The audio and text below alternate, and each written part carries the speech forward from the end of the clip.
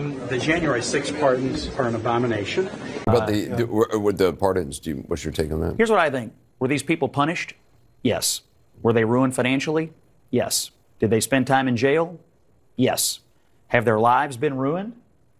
Absolutely.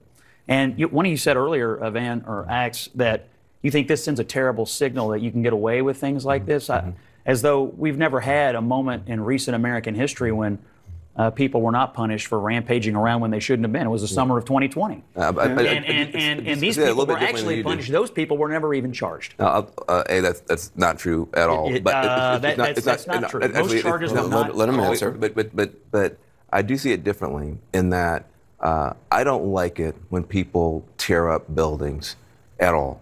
I'm not a part of some pro-riot, pro-crime lobby. But I really don't like when people attack police officers. I really don't like it at all. I'm the son of a police officer. My uncle's a police officer. I don't like it at all.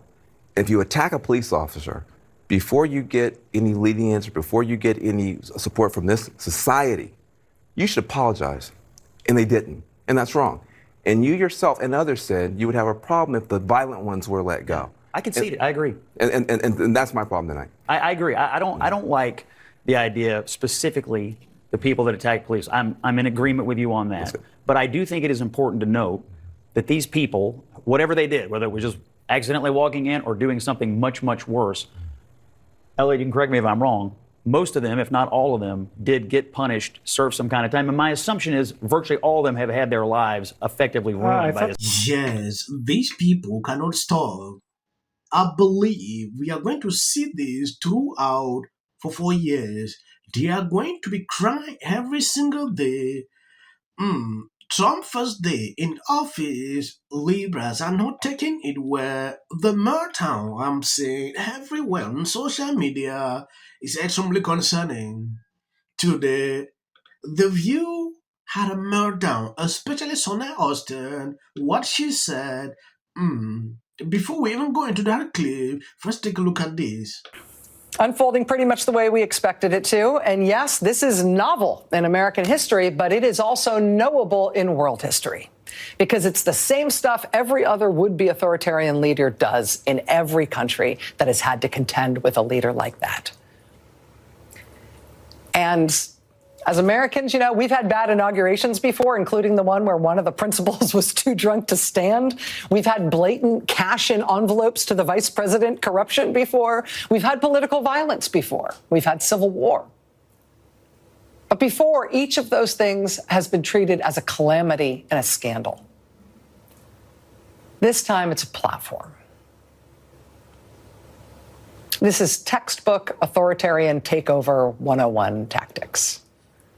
Which means today and literally over the next few days, they're going to see what they can get away with and how much they can cow people into not opposing what they're doing and not speaking out about what's wrong with it.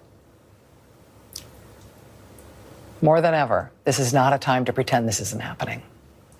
You're going to want to have a good answer when you get asked what you did for your country when your country started to take a turn this radical. We are here. It is happening in our lifetimes. Well, we are citizens responsible for the fate of our country. Yes, why some people are already enjoying the start of Trump presidency, these people are not having it. I don't know if they are going to coup because the way they are starting, the same way they use to fail their network, it is the same method they are struggling to still pick up. I thought they learned their lessons. Tackling the View had a segment melting down about the pardoning of these J6 people. When I look at what they said on this segment, it just tells me one thing. They're crazy. Appreciating what Biden did instead, like, pardoning his own family was a great thing.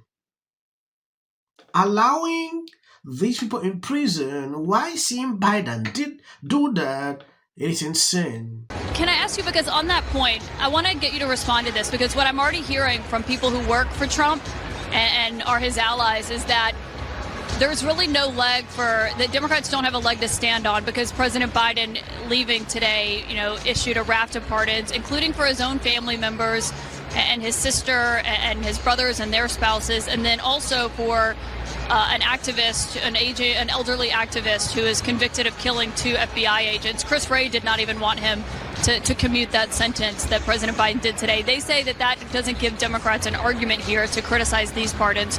What is your response to that? I mean, I think that's the mistake we're seeing now is people trying to reduce this to tribalism. This is not about Democrat or Republican. Joe Biden pardoned a lot of people. Yeah, he should answer for that and explain what he did and his reasoning.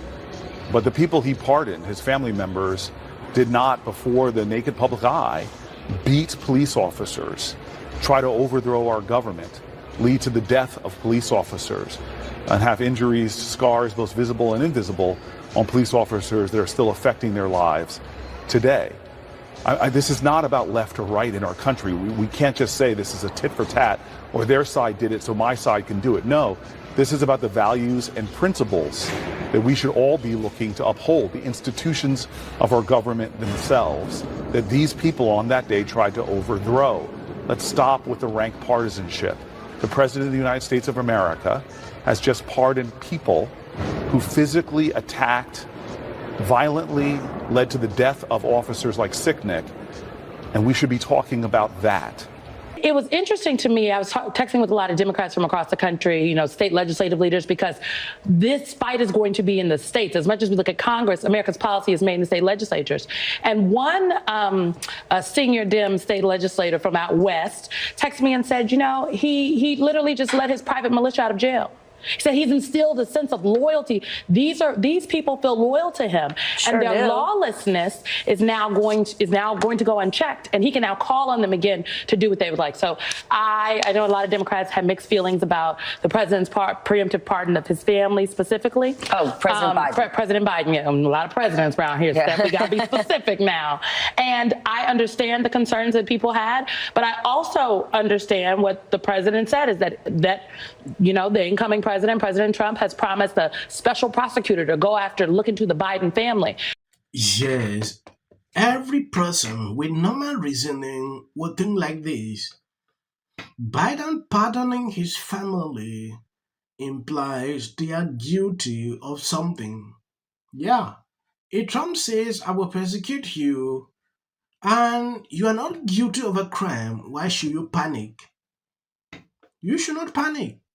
Yeah, because you know the truth and you stand for the truth. If they take you anywhere, you will not panic.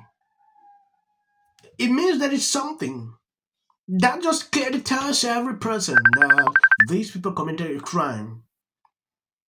Any mad person would think like that. Pardoning people, knowing fully well that they did nothing wrong, what is the essence of it? Looking at these people, they will defend that. They will say there's no problem with that. Yeah, that is what they will say. But it really troubles me when I see people on The View appreciating it, then searching Trump for pardoning these 6 people. They have been punished. Like Scott said at the beginning of this video, they have been punished greatly. They have seen that they did something wrong. Why should you allow some people for 10 years, 15 years, 4 years? Why should that be happening? That they have to actually live up.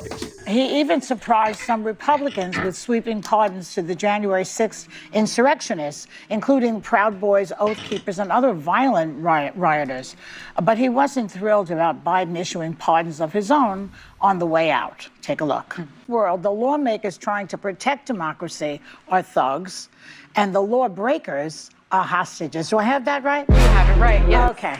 That's your thoughts. Well, he Which is clearly doesn't know what particularly a hostage is, because there are still hostages right now in the Middle East. They were terrorized by Hamas and have not all come back. So that's a hostage. You can't use that term loosely. These people committed crimes. It's kind of that's tacky right now in particular. Especially right now. But this is the justice system at work.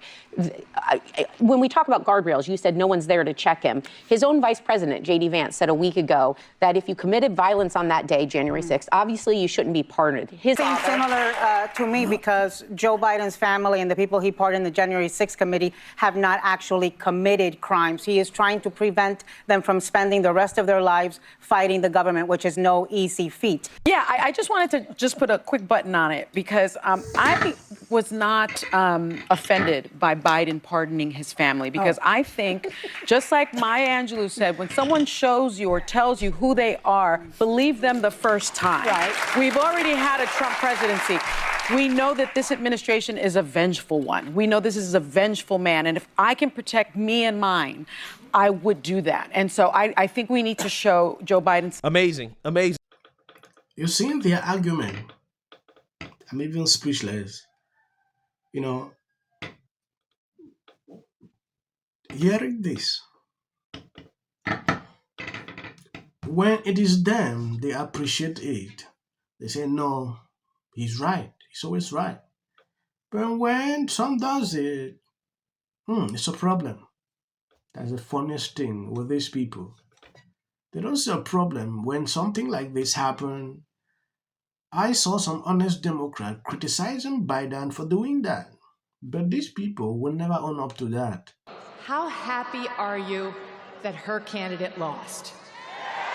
Sylvester Stallone to be special ambassadors to a great but very troubled place, Hollywood, California. I think also in this environment right now, where immediately the wildfire situation, I'm going to take care of the forests and maintain the forests and do all that kind of stuff. He didn't do anything. Didn't do anything. And then on top of that, they cut the water off. Yeah, that's right. Yeah. Until Elon Musk confirmed that what this lady is saying is the truth.